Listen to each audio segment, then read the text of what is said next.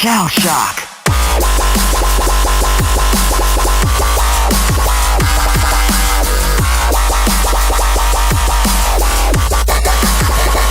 Cowabunga, and welcome to the 8th episode of the Technodrome Tales, a 1987 TMNT rewatch podcast, the official 1987 TMNT rewatch podcast of KindleCast.Ninja, the TechnodromeTales.com, ActionFigureBarbecue.com, TheGWW.com, Geeks Worldwide, and of course, TH Epic Review, theepicreview.com. I, of course, am one of your three usual hosts, the real Brad Bell, live from the Hollywood foothills of North Carolina. I'm honored once again to have my favorite Buckeye, Mr. Kendall Hallman, on a 4th of July. How you doing, Kendall? Hey, Brad, I'm doing great, except for I got shrunk by a weird jewel that some alien pointed at me. How are you? I know. I found it odd that as you shrink, Kendall, your voice gets higher. I didn't know that was a phenomenon. Okay, good. You actually were able to hear the sound clip. I couldn't tell. No, I was. This is some up on production quality. We're really up in our game compared to last episode. Episode 7 may have been our lowest value production quality, but it may have been the most fun I ever had recording an episode of the Technodrome Tales. Yeah, well, you know, sometimes I mean production quality, whatever. We're a laid back podcast. For Christ's sake, it's a podcast on a 1987 children's cartoon. You got to be a little laid back. Yeah. So this was a great episode. Like, as I was watching it, I was like almost thinking, I kind of wish that this was that our format was like what we do on War and Beast and what they do on Teenagers with Attitude, where we break down every single plot point of the episode. Because there was a lot to this episode. I think there was a lot more to this episode than most of the previous episodes. And the only problem with that is those podcasts usually go, while very entertaining, those podcasts usually go nearly 2 hours, which is like quadruple the length of the episode.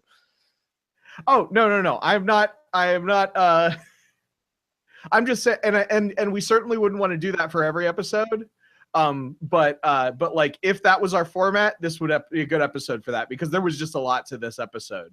So, yeah, but it was, I think this might have been my favorite episode so far. And the episode that Kendall is referencing is Season 2, Episode 2, The Incredible Shrinking Turtles, which originally aired on October 8th, 1988. Before we get into this episode, Kendall Hallman, I think I speak for you when we wish everybody a happy 4th of July, 2017.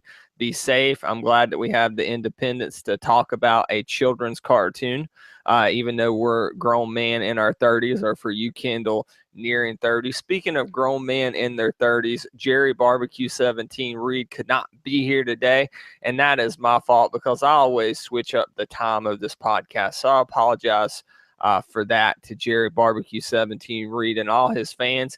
By the way, here's a plug for his website, actionfigurebarbecue.com, and follow him on Twitter. It's taken him a while, but he's at barbecue17lives on Twitter. So follow him there and keep tracking him at actionfigurebarbecue.com. He will be doing a Spider-Man Homecoming podcast with me Friday before I go to the beach. And that's a little housekeeping to open this episode, Kendall. There won't be a Technodrome Tales next week just because I will be out of the town in lovely Holly's Island, South Carolina, or as I call it, the rich people beach that I couldn't afford to go to if my in-laws didn't take me. So it definitely would be out of my budget. So no episode next week, but that's why we're podcasting early this week. So Kendall, let's get into it. You said you liked this episode. What did you love about this episode so much? So this is what I was hoping. When last week's episode, they had sort of they'd sort of changed the tone of the show, that it's a lighter, goofier show. The problem with last week's episode is they didn't go far enough. Like, either they went too far or not far enough. This week's episode, I felt like they committed to the camp. Well, at the same time, there actually are some like sort of dark undertones. I actually briefly I had a little exchange talking to Emily, who guested a few weeks ago, about this episode, and she said that she had this episode in the form of a storybook growing up, and it was like a really, really sad. Oh my gosh, I did too. I just now recall that. That is a good tidbit from Emily of War and Beast podcast. Yeah. So it just does. I love it when you can have sort of the super goofiness, but I mean, the bad guys won in this episode. And that's the first time we've seen this on this show, really. Yeah. It kind of reminded me of in Power Rangers when the end of the Green Candle storyline, when I mean, Rita's successful in draining Tommy's powers, but for some reason she acts like she lost. Like in this episode, I mean, the Shredder came out on top. He shrunk half of New York and got off with a crazy powerful crystal, the first piece of the eye of the whatever. Very Brainiac like plan, wasn't it? Kind of like Kandor. Oh yeah, I hadn't thought of it that way, but yes, definitely. Oh man, yeah. And the Shredder was great in this episode. The dialogue was great. Like this was what like this show should be. Did you notice a step up in the animation quality as well as the overall production quality? I don't know what it was for me. I did watch this on the DVD. I kind of rotate between watching them online and on the DVD set, just due to time and whatnot. So I got to sit down and actually really take in this episode. And for me, the colors really popped. There was something about the color palette that I really enjoyed. I think that there definitely was an increase in quality of the visual quality between the first season and the second season. I didn't specifically notice it with this episode, but also I liked this episode a lot better. So there may have been like some subtle improvement on the visuals as well. You may have been actually drawn into the narrative storytelling. You didn't have time to actually notice the up in production quality. So the upping in production quality, I should say. Let's talk about how this episode starts out. They're doing jungle fighting training in what looks like Central Park in New York City. Yeah. I like that it's specifically jungle fighting because the Shredder could attack them anywhere, even a jungle.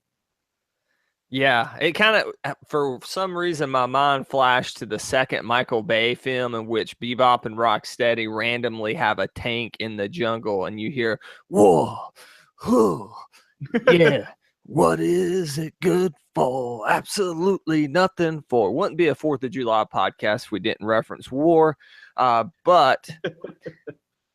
We have this Abin Sur from Green Lantern. This is who this character reminded me of. Alien that crashes while the turtles are doing their jungle training in Central Park. I'm interested. When you were talking with Emily of War and Beast podcast about this episode, why did she say she was remembering this storybook, which I had, but I don't remember as well as she did? Why did she remember it as sad? Was it because the turtles lost or the alien died? Well, I think it was both. The turtles lost and the alien straight up dies like early on. Yeah, early on, like it's an Obi-Wan Kenobi thing. Yeah, and I will say that the alien didn't look like I know I mentioned the Abin Sur, but it didn't look like a blatant ripoff of anything. I think it's episode 6 of season 2 when we get a blatant aliens ripoff. This seemed to... I wanted to remember this in my head as the alien being very ET-like, but as I watched it, I'm like, not really ET-like at all. It's kind of its own thing. Yeah. I actually guested on an episode of Teenagers with Attitude. I guessed it a couple weeks ago, but the episode is actually going to go up this Friday. Now I gotta ask, as a fan of that podcast myself, I love Teenagers with Attitude. Was it the regular cast of hosts you were with, or was it a fill-in? Because I know they have like sometimes complete fill-in host. Yeah. So let's see who was on the. It wasn't. It was basically the main lineup. Joel wasn't there and Simone wasn't there, but it was Zach, Luke, Mike, and Matt that I was on there with. And when's I think- that I think- episode drop? I think it drops this Friday because they do they do stay a couple weeks ahead. But the funny thing about it is that episode, I'm trying to find the title of it, is about an alien in a space. There's an alien in a spaceship that crashes onto Earth. And they have to and Lord Zed is trying to steal like a super powerful crystal. Okay, that's why I can't find the episode. I was looking at a list of episodes from season 1. It was from season 2, right? Toward the end of season 2, or are we early season 3 yet? It's it's still season 2. I'm almost there. It's okay. Here we go. The Great Bukala Escape. Bukala is the name of the alien. And wasn't it a little short alien, if I recall, as well? So he lands. His ship is like small, is like the size. It's made of 2 salad bowls basically, and he flies it, and he's literally like a doll. And then when he when he comes to full size, he's it's the monster for the episode. So in the Sentai, so he's like, full sized. But yeah, he is like a doll. When he's flying through space, and Lord Zed is trying to steal the crystal that powers his spaceship so that he can use it to power Serpentera. But it's like weird. And then also, yeah, there's the shrinking aspect of it too. I was like, this is so weird that these two completely different TV shows randomly both of them kind of had both these episodes were kind of not what you would expect from a random episode of either show, and yet they both end up I end up reviewing both of them within the same week. As someone like you who loves both TMNT and Mighty Morphin Power Rangers, which one was better? Was it this episode of TMNT or that episode of the Power Rangers? I would say this episode of Ninja Turtles was better, which is really funny because when I went on that podcast, I was the huge defender of the Great Bukala Escape. It had like I really liked about the episode that it had sort of it had a very like low budget sci-fi, almost Twilight Zone feel to it. But I mean, this episode of Ninja Turtles was just like exactly what you want from a Ninja Turtles show. Like there's like the Shredder seems like a legitimate threat. Splinter actually seemed competent as well, which is something I want to get into later. Yeah, Splinter seemed competent. April was clever. The gags were great. I mean, like there weren't really cell phones back in 1987. I mean, there were probably some, but I would imagine your cell phone going off in the middle of a meeting gag was not nearly as cliche as it is now. That was something fresh and new for that time period, probably in particular on a children's cartoon show. I mean, if it, eventually they get to that's become like a trope and also something that's very relatable. But the way they handled that is great. And then she's like, "But you just said we need to make split-second decisions." And he says, "Oh, that was just a speech." Now, while we're into that boardroom meeting, and I hate to be the residential pervert on the Technodrome Tales podcast, but just to go back to a point that Jerry and I were referencing last week, and I don't want to speak for Jerry too much, especially on this issue, I paused it. I know this sounds weird, but I paused it at 10:49 on my actual season 2 DVD, and April's jumpsuit is unzipped like 3/4 of the way on the bus line. And I'm not trying to be a pervert here, but I don't recall seeing that in season 1 at all. So I had to point that out just to kind of go back to a point from last week. So let's talk about the crystal. The name of the crystal is the Eye of Sonoff, I believe. I may be mispronouncing it, but let's call it what it is. It is a MacGuffin, right? I mean, it's split. Right. MacGuffin split into 5 but it is the definition of a MacGuffin, of course, an object that drives the plot. But all that being said, even though it may be a cliche trope of entertainment, this episode, it flowed very well. And I don't know, it never really crossed my mind that this is all MacGuffin driven. And you can't really be too nitpicky on an 80s TV show. Honestly, I like we've got to look for all the pieces of the thing. It's like MacGuffin. the Zeo crystal. Yeah, the Zeo crystal, the Dragon Balls. Actually, in the Marvel Comics event, Secret Empire, they're looking for the shards of the Cosmic Cube. And the Infinity Gems as well. Yeah, you got to think about that for the Gauntlet. Yeah, I mean, it's definitely a trope, but tropes are tropes because they work. Yeah, speaking of stuff that works, we mentioned how awesome Shredder was in this episode.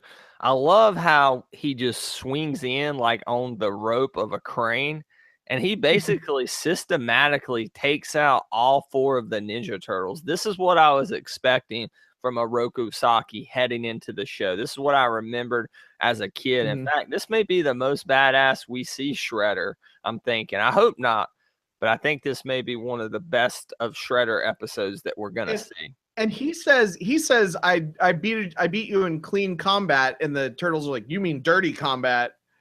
But he doesn't. I mean, he does, tricks. He uses his environment to his advantage, but I don't really feel like he does any dirty tricks. He fights them one at a time. It's not like he pulled out an AK-47 and opened fire or something. Right. It's not like he didn't do that. He didn't he didn't capture anybody and hold them hostage. He straight up beat each of the turtles individually. Yeah, and he did it without much help, right, Kendall? Yeah. Without his foot soldiers. He says, "Who needs foot soldiers when I can smash you with my foot?" Yeah, and like after he shrinks them, which is great. Holds the turtles because he defeats them before he shrinks them. Yeah. It's not like he shrinks them and steps on the turtles. The end. Right. Although that would have been smart of him to do. But that wouldn't have got us 22 minutes. Yeah. Well, it's like, when he captures them and has them in the little jar. Why didn't if he wants to get because Krang is pretty clear. He wants proof that Shredder has murdered the turtles. He's pretty blunt about that.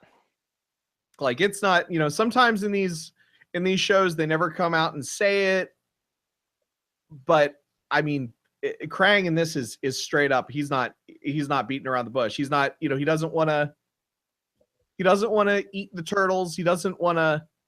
He says, if you bring he does say, bring me the turtles on a platter, or he says, I want petrified turtles.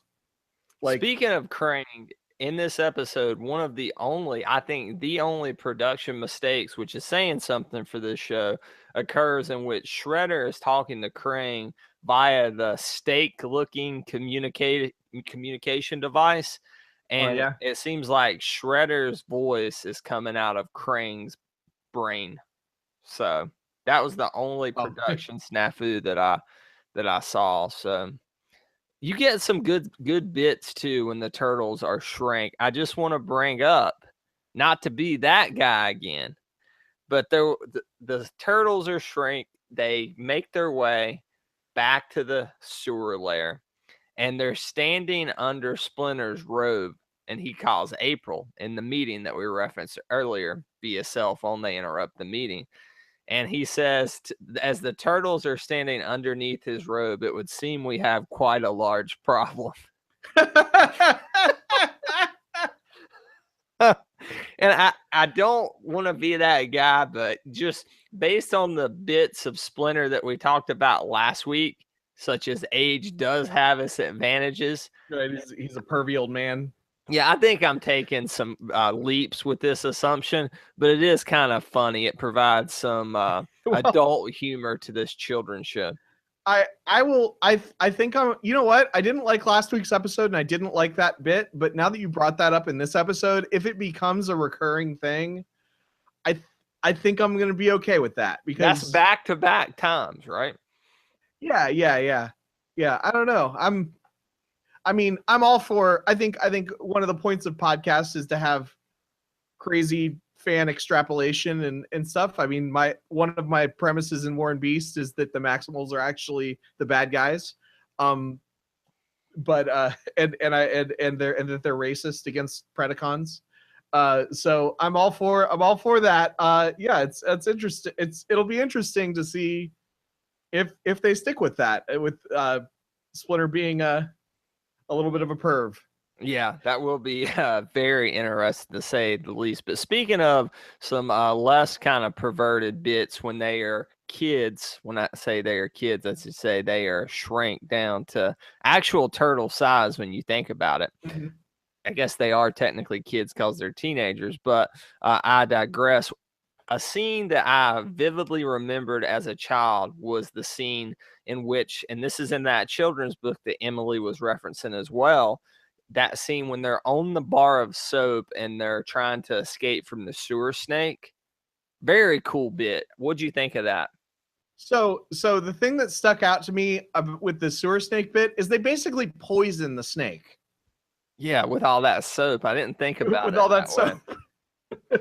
So it was one. This is a dark episode. It is. It was one bar of soap, right? Yeah. That Leo cuts into what looks like 5 full-size bars of soap. And killing this poor snake. Yeah, the size that they're shrunk to is like inconsistent a little bit throughout the episode, because at first it looks like they're like 4 or 5 inches tall, but then like when they're eating the pizza or when they're standing on the bar of soap, or when they're in the, I guess maybe that's like a salt shaker, like we'll see that little jar. My understanding was as the episode went on, as time passed, they would get smaller and they smaller. Continue to get smaller. Yeah. I suppose that makes sense. It makes as much sense as anything. Yeah. I would agree with that. Go ahead. With the shrinking of the buildings, with Shredder shrinking the buildings, first of all, Krang wants proof that Shredder has shrunk that Shredder has killed the turtles, and he proves it by shrinking a bunch of buildings. I mean, he can hand deliver basically in Candor form the most, I won't say the most important, maybe that's Washington, D.C., but the most famous city in America. Seemed that'd be who would care about the Ninja Turtles if you could do that, right? Yeah, although they do make a point that it's shrinking slow enough that they're able to evacuate the buildings. Except for that one big guy. Yeah, but they pull him out. They do get him out. I feel sorry for that guy. Yeah. Well, I mean, he got out. He got out of it. He did. But yeah, it's like, and Shredder shrinks all the buildings. They do not restore them at the end of the episode. No, and it's kind of left open. So the Empire State Building is now 6 inches tall. I assume permanently. I figure that they'll just forget about that the next episode. Yeah. I mean, New York City is a big city, so you could shrink quite a few buildings, and still have it look like New York. But specifically, the Empire State Building is now 6 inches tall. That would be a pretty deep blow. Speaking of to New York. Speaking of deep blows, I thought it was refreshing to see Splinter coming to the aid of the turtles, because there's a scene in which you talked about the salt shaker. The turtles are in that little jar, and Shredder is about to smash the turtles with a freaking crowbar. So this is a darker episode, and then Splinter comes in, a very competent, a very apparently virile Splinter comes in and just, boy, he takes on a Rokusaki full force. We get a good little closing fight scene with these two. We also get Baxter's heat-seeking turtle scope to help hunt down the turtles. Another great invention by Baxter Stockman. Yeah, he should have. Oh man, he should have boiled some water when he got the. Yeah, I love that when they get the alien at the beginning and they're like, boil some water. Like, we're not delivering a baby. I also want to say this is the second episode in a row, Kendall, in which we get a history reference. We got Napoleon Bonaparte, crazy Napoleon last episode. We get a reference to Custer's last stand this episode. So pretty cool stuff for a history nerd like myself. Anything else in particular that sticks out to you about season 2, episode 2, Kendall? I mean, it was just really good. I'm trying to think. We didn't even. Did we even? We did.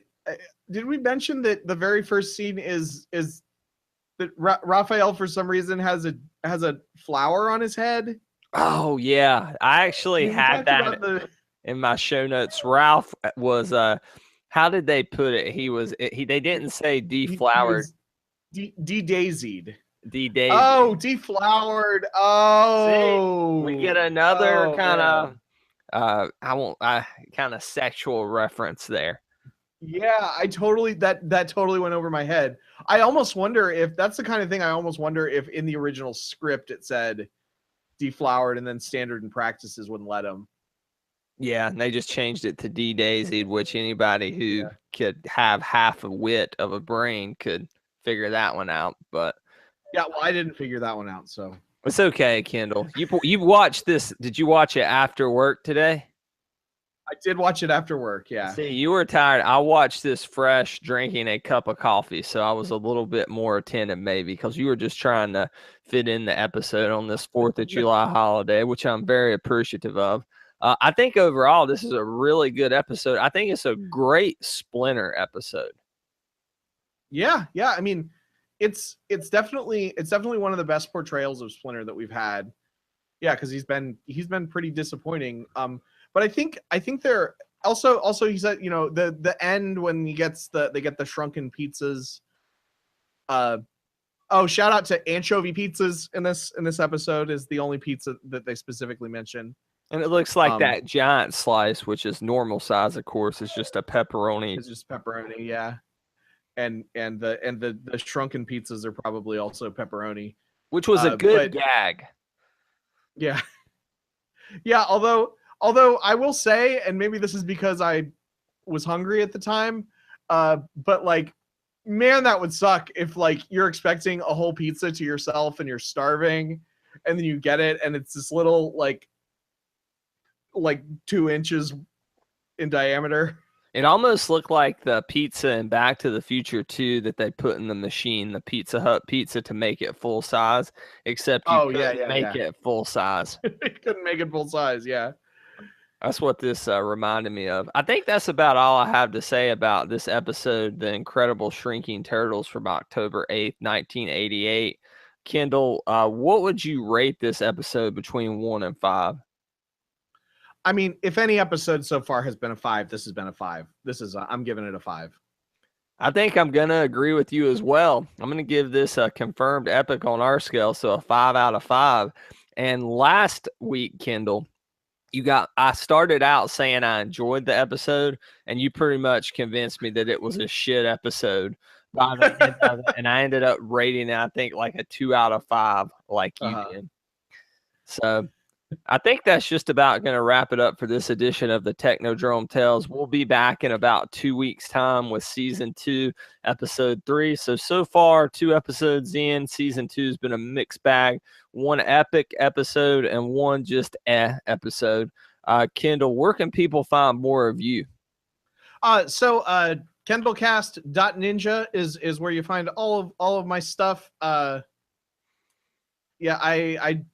been doing some little video game review blog entries. I just wrote one on the first 2 hours of Dark Souls, and I've got all my other podcasts on there, notably War and Beast, and there's probably other stuff coming up too. But that's basically it. Kendallcast.ninja, and then also at KHallman, that's KHALMAN on Twitter. I also want to plug, I have another podcast. Of course, my main one is the Confirmed Epic podcast. It can be found just like this one at dgww.com, Geeks Worldwide. And I have shirts for that podcast. You can go to tpublic/user/The Real Brad Bell, REEL Brad Bell, and get those shirts. I just wanted to let you know, Kendall, I'm currently working on a shirt for the Technodrome Tales podcast. So hopefully I'll have that ready by the end of the summer that we can push out. So pretty exciting stuff with that. Of course, check out KendallCast.ninja. Kendall puts out very entertaining content there. Check out Jerry's toy site, actionfigurebarbecue.com. Of course, the Epic Review, thepicreview.com, and thegww.com. Also, to find this podcast, if you're not listening to it on YouTube or iTunes or SoundCloud, you can always go and check out all archived episodes at technodrometales.com. And for myself and Kendall Hallman, that's going to do it from the Hollywood foothills of North Carolina. Kendall, take us out in classic Technodrome Tales fashion, my friend. Ninja, vanish.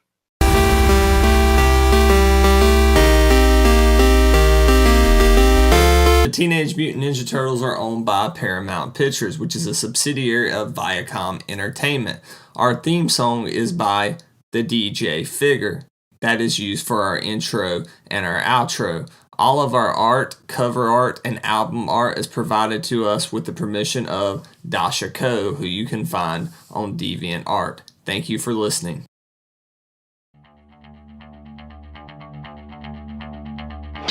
This has been a production of the GWW Radio Network. Please don't forget to subscribe, rate, and review us on iTunes, Stitcher, and SoundCloud. Also, check out Geeks Worldwide at thegww.com for all the latest news, reviews, and opinions on video games, comics, movies, TV, cosplay, and more. Geeks Assemble!